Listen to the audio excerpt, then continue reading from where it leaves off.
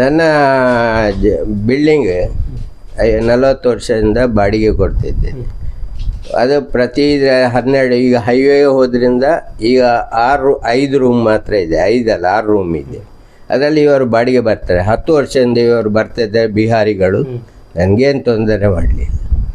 ಅವರಿಗೆ ನಾನು ಯಾವತ್ತು ಹೇಳ್ತಿದ್ದೆ, ಅವರ ಈ ಹಬ್ಬವನ್ನು ಆಚರಿಸುವಾಗ ಇನ್ನೊಬ್ಬರಿಗೆ ತೊಂದರೆ 9 ಗಂಟೆಗೆ ನಿಮ್ಮದು ಏನಿದ್ರು ಬಂದರು, ನೀವು ವಾಟಿಸ್ ಕುಡೀರಿ ಅಥವಾ ಇದು ತಗೊಳ್ಳಿ, ಏನು ತಗೊಳ್ಳೋ ಒಳಗೆ ಅವರು ಒಳಗೆ ತಗೊಂಡದ್ದು ಹೊರತು ಬಿರಿಯಾನಿ ಎಲ್ಲ ಮಾಡಿದ್ದು ನಾನು ವಿಡಿಯೋದಲ್ಲಿ ತೋರಿಸಿದ್ದೇನೆ.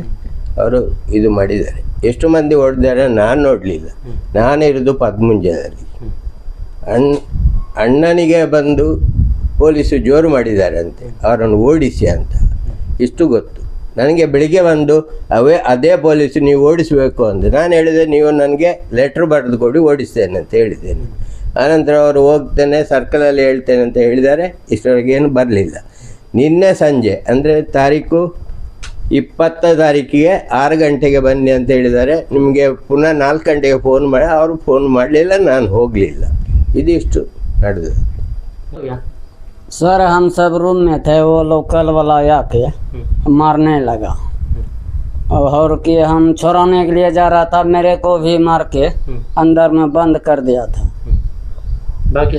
बाकी सबको कोई सी को उधर मार रहा था तो बोलने का चांस नहीं दे रहा था। रोड के साइड में कोई उधर फोन कर मकान पर से भागा, कोई उधर भागा, किसी का पैर टूटा हुआ, किसी का कुछ हुआ।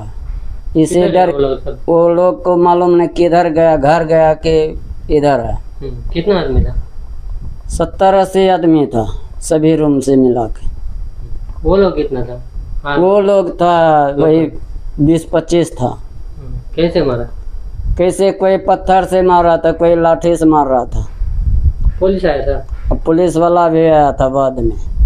हाँ, क्या हो गया बाद में? पुलिस वाला आया तो आधार कार्ड सभी को लिया, जो आदमी था। वो मारने वाले को नहीं पकड़ा? मारने वाला का हमको नहीं मालूम है कौन सा था, मेरे को रूम में बंद कर दिया था।